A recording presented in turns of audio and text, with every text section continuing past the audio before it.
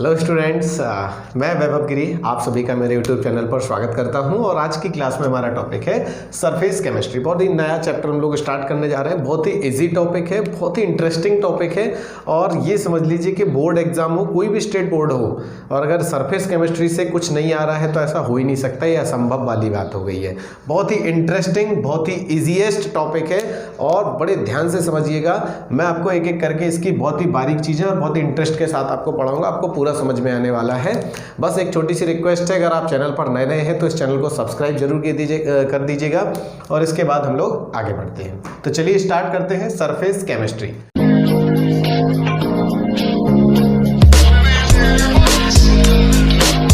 Surface chemistry में क्या होता है, देखो जैसा कि इसके नाम से ही पता चलता है, सरफेस केमिस्ट्री यानी सरफेस यानी कि किसी भी जो है पदार्थ के पृष्ठ पर होने वाले प्रक्रमों का अगर हम अध्ययन कर रहे हैं तो वो क्या कहलाता है, सरफेस केमिस्ट्री कहलाता है ना। सरफेस केमिस्ट्री का मतलब सरफेस पे होने वाली जो भी प्रोसेस हैं उनके बारे में स्टडी करना है हमें इस चैप्टर के अंतर्गत। तो वैसे ये जो चैप्टर है, ये जो यूनिट है, ये 3 चैप्टर में डिवाइड है। कौन कौन से में? इसके 3 पोर्शन है। पहला है एडजॉर्प्शन। कौन सा?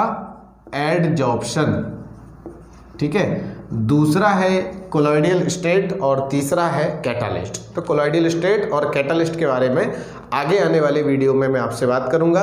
आज की डेट में हमारा टॉपिक रहेगा सिर्फ और सिर्फ एडजॉर्प्शन के ऊपर बात करना, और आज मैं एडजॉर्प्शन को फुल आपको कंप्लीट समझाऊंगा। तो बने रहिए हमारे साथ। देखो एडजॉर्प्शन क्या होता है, सबसे पहले तो समझो एडजॉर्प्शन की मीनिंग। एडजॉर्प्शन माने हिंदी में होता है अधिशोषण। क्या होता है? अधिशोषण। इसकी डेफिनेशन से ज़्यादा इंपॉर्टेंट है इसको समझ लेना। इसको अपन समझते हैं एग्जाम्पल के थ्रू कि एडजॉर्प्शन होता क्या है। देखो फॉर एग्जाम्पल अगर हम बात करें, मान लो क्या है, ये जो मार्कर है, इस मार्कर को मैंने किसी इंक में डाला, किसी इंक में इस मार्कर को डुबोया, ऐसे ही बंद तरीके से, इस तरीके से मैंने क्या किया, इसको इसी इंक में डुबोया। अब बताओ क्या होगा? इंक जो है इसके सरफेस पर आ जाएगी कि नहीं आ जाएगी? बस यही क्या कहलाता है? एडजॉर्प्शन। बात समझ में आई आपको? नहीं आई? और देखते हैं।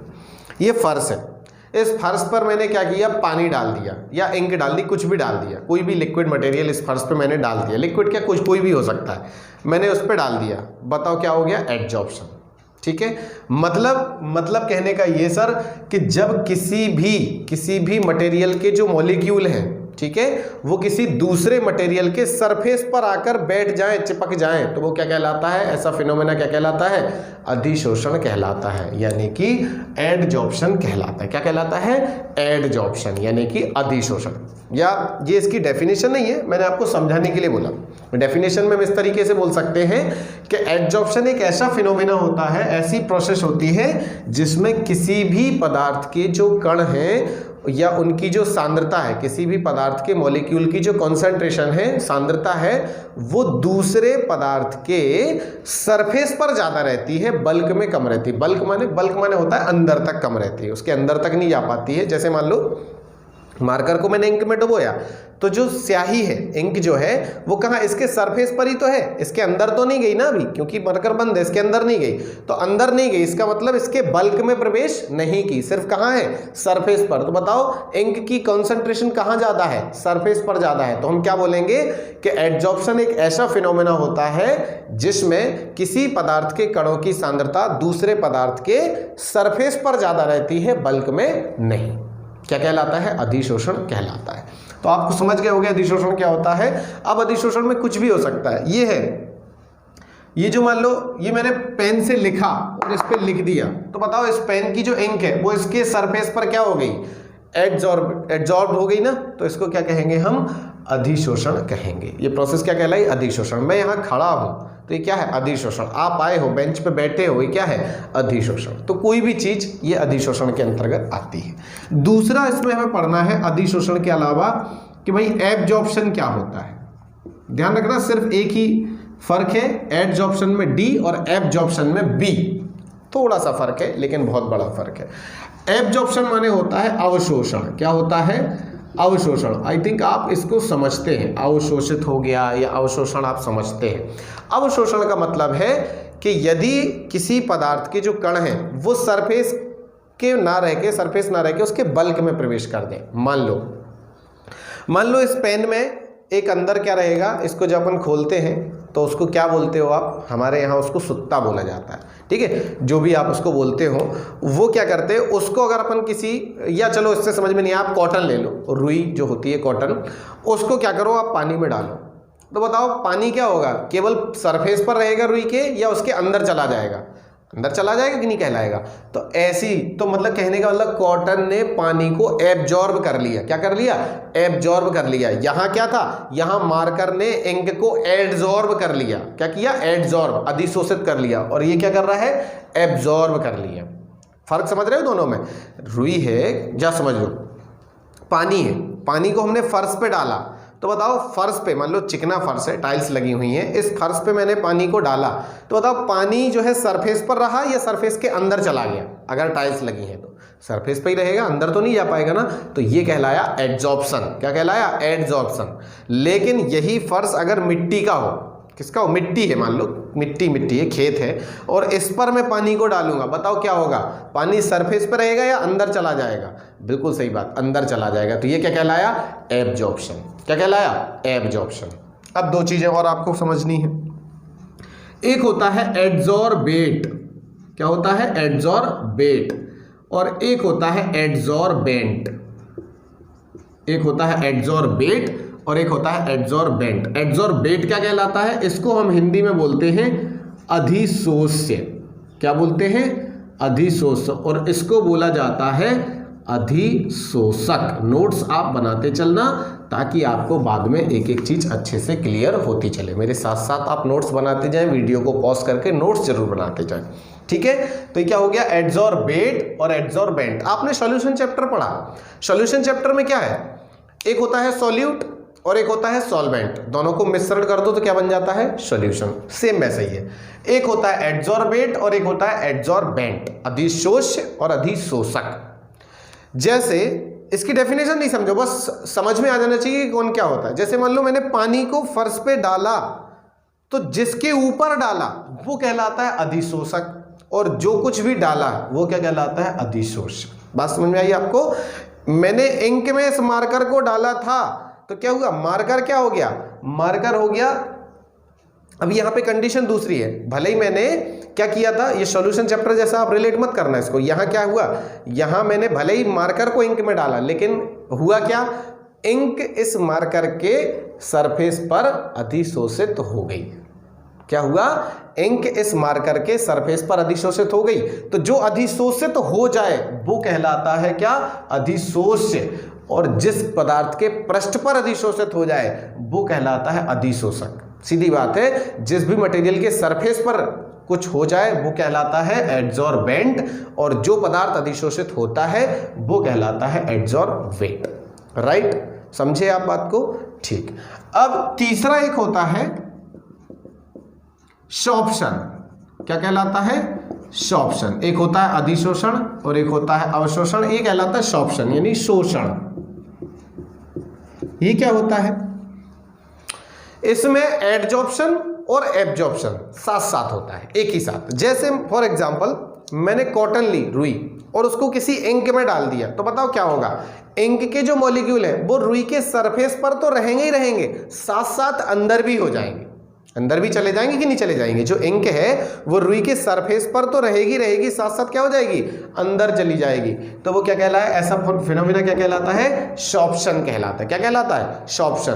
कपड़ों में हम रंग करते हैं तो रंग जो है वो कपड़ों के सरफेस पे तो रहता ही रहता है, लेकिन जो रेसे हैं कपड़ों के उसके अंदर भी चला जाता है। क्या कहलाएगा, शोषण। राइट। फिर एक चौथी चीज होती है जिसको हम बोलते हैं डिसॉर्प्शन। क्या बोलते हैं, डिसॉर्प्शन। अब ये डिसॉर्प्शन क्या होता है, यानी इसको बोलते हैं विशोषण। क्या बोलते हैं, विशोषण। देखो डिसॉर्प्शन क्या कहलाता है, डिसॉर्प्शन का मीनिंग होता है कि इसको अपन डायरेक्टली ऐसे याद रख सकते हैं, रिवर्स प्रोसेस। कौन सी, रिवर्स प्रोसेस ऑफ किसका, adsorption. Reverse process of adsorption, adsorption का रिवर्स प्रोसेस। ये कैसे सर, बिल्कुल सिंपल। देखो क्या है, ये क्या किया मैंने, मान लो इस पे मैंने ये मार्कर रख दिया तो ये क्या हो गया, एडजॉर्प्शन, हो गया एडजॉर्प्शन, और इसको इससे वापस हटा लिया, क्या हो गया डिसॉर्प्शन। फर्श पे मैंने पानी डाला तो क्या हुआ एडजॉर्प्शन, धूप आई पानी उड़ गया, क्या हुआ डिसॉर्प्शन। ठीक है ना, एडजॉर्प्शन का विपरीत प्रक्रम क्या कहलाता है, डिसॉर्प्शन कहलाता है। तो बताओ जैसे हमने क्या किया, अब चारों का एग्जाम्पल समझते हैं, एक अच्छे से समझ में आ जाता कि एडजॉर्प्शन कहाँ हुआ, एब्जॉर्प्शन कहाँ हुआ, सॉर्प्शन कहाँ हुआ, डिसॉर्प्शन कहाँ हुआ। आप लोग सोचना फिर आंसर समझना। ठीक है, देखो मैंने तवा है, तवा रोटी बनाने वाला तवा, उस पर मैंने पानी डाला, बताओ क्या हुआ, सोच पाए आप लोग क्या हुआ, वो हुआ आपका एडजॉर्प्शन, क्योंकि जो पानी के मॉलिक्यूल हैं वो तवे पर क्या हो गए, अधिशोषित हो गए, एड्जॉर्ब्ड हो गए, तो क्या कहलाया अधिशोषण। ठीक है, पानी को मैंने मिट्टी में डाल दिया तो बताओ क्या हुआ, वेरी गुड एब्जॉर्प्शन, क्योंकि पानी के मॉलिक्यूल को मिट्टी ने अपने अंदर क्या कर लिया, अवशोषित कर लिया। बताओ क्या हुआ, यदि इंक मैंने मिट्टी पे डाल दी, इंक मैंने मिट्टी पे डाल दी, बताओ क्या होगा, वेरी गुड क्या होगा सॉर्प्शन, क्योंकि इंक जो है वो सरफेस पर भी रहेगी और मिट्टी के अंदर भी चली जाएगी। बताओ यदि तवा को जो मैंने पानी डाला था तवे में नीचे से आग लगा दी, पानी उड़ गया, बताओ क्या हुआ, वेरी गुड डिसॉर्प्शन, क्योंकि अब अधिशोषण हुआ था और उसका अब विपरीत प्रक्रम हो गया डिसॉर्प्शन। तो ये कहलाया, कुछ बेसिक से कीवर्ड्स हैं, एडजॉर्प्शन क्या होता है, एब्जॉर्प्शन क्या होता है, सॉर्प्शन क्या होता है, डिसॉर्प्शन क्या होता है, एड्जॉर्बेट क्या होता है, एड्जॉर्बेंट क्या होता है, ये सब आप नोट करो, इसके अच्छे से नोट्स बनाओ और बुक रीडिंग आप करो, उससे आपको अच्छे से समझ में आएंगी ये सारी चीज़ें। हम बढ़ते हैं इसके आगे की ओर। इस चैप्टर में बेसिकली हमें बात करनी है सिर्फ एडजॉर्प्शन की, बाकी चीज़ों की बात नहीं करनी है, सिर्फ किसकी बात करनी है, एडजॉर्प्शन क्या होता है। तो चलो समझते हैं एडजॉर्प्शन क्या होता है। एडजॉर्प्शन बता ही चुके हम लोग क्या होता है, सब अच्छे से पता ही है। तो यहां एडजॉर्प्शन होता है दो टाइप का, कौन कौन से दो टाइप का होता है, कौन कौन से, एक हो गया आपका फिजिकल एडजॉर्प्शन और एक होता है केमिकल एडजॉर्प्शन। फिजिकल एडजॉर्प्शन मतलब भौतिक अधिशोषण, तो हो दोनों अधिशोषण ही रहा, अवशोषण की बात नहीं कर रहे हैं। ठीक है, भौतिक अधिशोषण और रासायनिक अधिशोषण।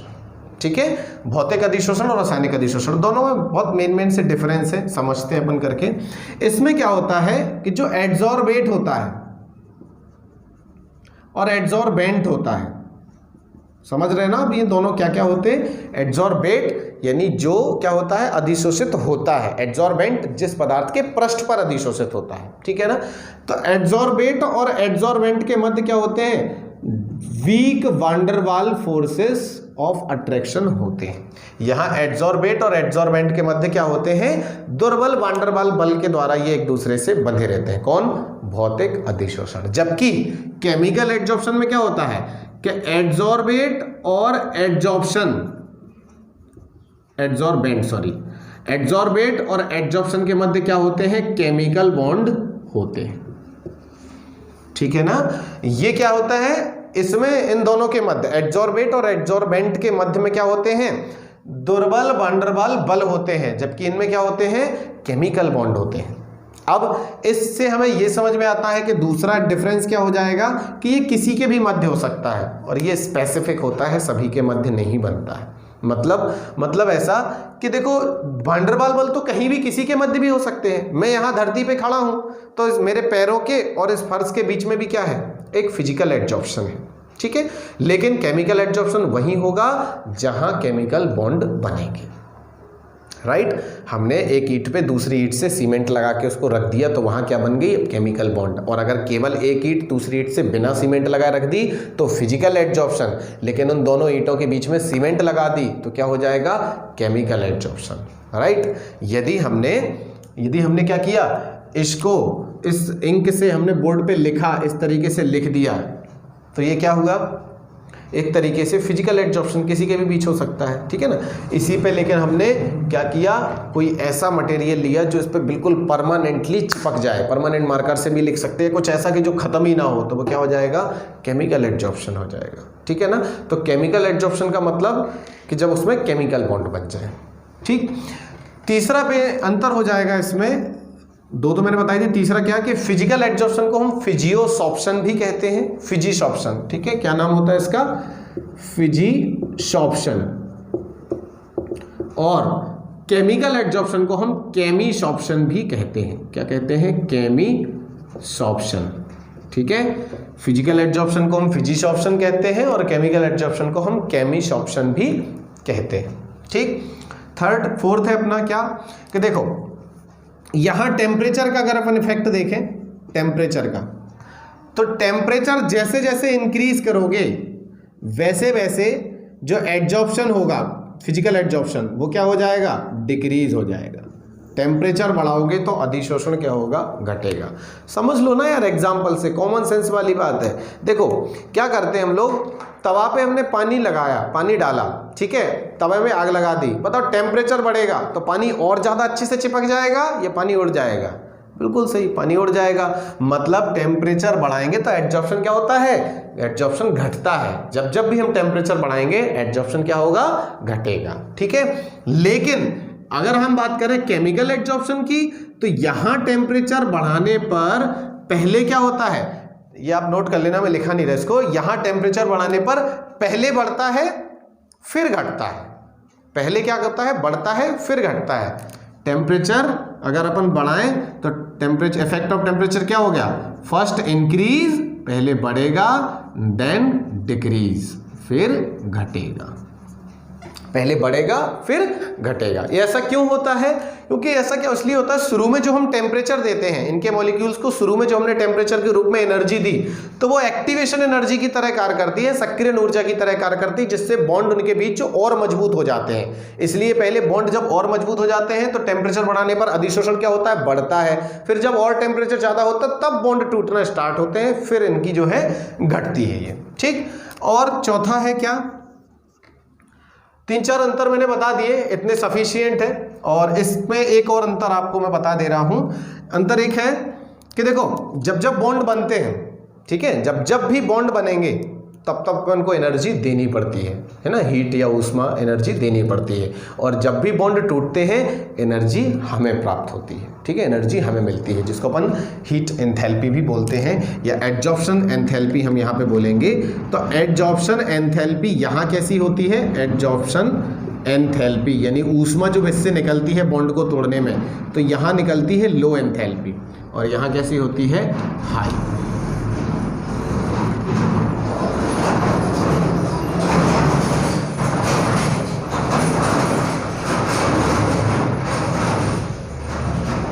ठीक है, तो कैसी होती है? यहां एड्जॉर्प्शन एंथैल्पी लो होती है, जबकि यहां एड्जॉर्प्शन एंथैल्पी हाई होती है। यानी यहां बॉन्ड को तोड़ने में कम एनर्जी मिलती है, जबकि यहां बॉन्ड को तोड़ने में ज्यादा एनर्जी। सीधी बात है, यहां कोई बॉन्ड था ही नहीं, यहाँ तो नॉर्मल वांडर वाल बंद थे, तो उनको बॉन्ड तोड़ने में ज़्यादा एनर्जी रिलीज नहीं होगी। लेकिन यहाँ केमिकल बॉन्ड थे तो इनके बॉन्ड टूटने में ज़्यादा एनर्जी रिलीज होगी। राइट, तो ये मैंने आपको बताया कि डिफरेंस क्या होता है फिजिकल एड्जॉर्प्शन में और केमिकल एड्जॉर्प्शन में। अब हम आगे बात करेंगे अपनी किसकी? Adsorption of gases on solid surface. किसी सॉलिड सरफेस पे गैसों का एड्जॉर्प्शन किस तरीके से होता है, अपन को इसको समझना है। इसका हिंदी में क्या होगा कि गैसों का अधिशोषण ठोस पृष्ठ पर, या ठोस पृष्ठ पर गैसों का अधिशोषण किस प्रकार से होता है। ठोस पृष्ठ पर गैसों का अधिशोषण किस प्रकार से होता है, या हम इसको इस तरीके से भी बोल सकते हैं कि फैक्टर अफेक्टिंग ऑफ मतलब एड्जॉर्प्शन, मतलब कि एड्जॉर्प्शन को प्रभावित करने वाले कारक, उस पर भी अपन को ध्यान देना है। तो देखो कुछ कुछ चीजें इसमें होती हैं अपनी, जिसमें सबसे पहला होता है nature of adsorbate and adsorbent. ठीक है, nature of adsorbate and adsorbent यानी अधिशोष्य तथा अधिशोषक की प्रकृति, इन दोनों पे काफी डिपेंड करता है कि अधिशोषण किस प्रकार से होगा। मतलब ये कि देखो अलग अलग पदार्थ जो होते हैं वो अलग अलग पृष्ठ पर अलग अलग तरीके से एड्जॉर्ब होते हैं। फॉर एग्जाम्पल आपको मैं समझाने की कोशिश करता हूं। हम गोंद ले लें, क्या ले लें? गोंद ले लें। तो गोंद जो है आप क्या करेंगे, दो जो है पेपर उससे चिपकाएंगे, बहुत अच्छे से अधिशोषण होगा, बहुत बढ़िया अधिशोषण हो जाएगा। ठीक है। गोंद जब आप एक दूसरे दो पृष्ठों को चिपकाएंगे, दो पेज को चिपकाएंगे तो बहुत अच्छे से चिपक जाएगी, यानी अधिशोषण अच्छा हो रहा है। लेकिन दो लकड़ी के ब्लॉक ले लो और दो लकड़ी के ब्लॉक को हम आपस में चिपकाएं गोंद से, अच्छे से नहीं चिपकेंगे। एक जगह पे अधिशोषण अच्छा होगा, एक जगह पे अधिशोषण अच्छा नहीं होगा। क्यों? क्योंकि अलग अलग पृष्ठ है ना, इसका सरफेस अलग है, उसका सरफेस अलग है, राइट। इसी प्रकार से इस मार्कर से हम इस बोर्ड पर लिख रहे हैं तो बहुत अच्छे से ये इसकी जो इंक है इसके सरफेस पर बहुत अच्छे से एब्जॉर्ब हो रही है।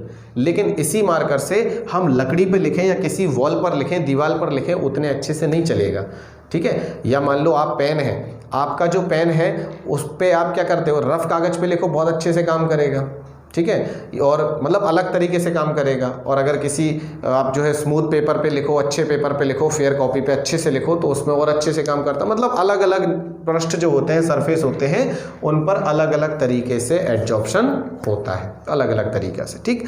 फिर इसके अलावा दूसरा है, बात करेंगे इफेक्ट ऑफ, मैंने टेम्परेचर का तो आपको बता ही दिया कि टेम्परेचर बढ़ाने पर फिजिकल एडजॉर्प्शन की दर कैसी होती है, बढ़ती है, जबकि केमिकल एडजॉर्प्शन की दर पहले बढ़ती है फिर घटती है, ठीक। अब हम बात कर रहे हैं यहाँ इफेक्ट ऑफ प्रेशर। ये बहुत इंपॉर्टेंट है, इसको आपको बहुत अच्छे से समझना है। तो इफेक्ट ऑफ प्रेशर, प्रेशर का क्या इफेक्ट पड़ेगा? तो देखो प्रेशर का क्या इफेक्ट पड़ेगा, जैसे जैसे हम प्रेशर बढ़ाएंगे तो प्रेशर बढ़ाने पर एडजॉर्प्शन क्या होगा, बढ़ेगा। ये तो आप कॉमन सेंस लगा के भी समझ सकते हैं। देखो प्रेशर बढ़ाएंगे, किसी भी चीज़ पे अगर प्रेशर बढ़ा दिया, जैसे मान लो गम लगा के या किसी भी तरीके से इसको हमने अच्छे से प्रेशर लगा दिया इस पर, तो क्या होगा, एडजॉर्प्शन बढ़ेगा कि नहीं बढ़ेगा? बिल्कुल बढ़ेगा। तो प्रेशर बढ़ाने पर क्या हो रहा है, एडजॉर्प्शन बढ़ता है। तो इसमें हमें एक चीज़ समझनी है जिसका नाम है यहाँ पर फ्रेंडलिक आइसोथर्म या फ्रेंडलिक एडजॉर्प्शन आइसोथर्म,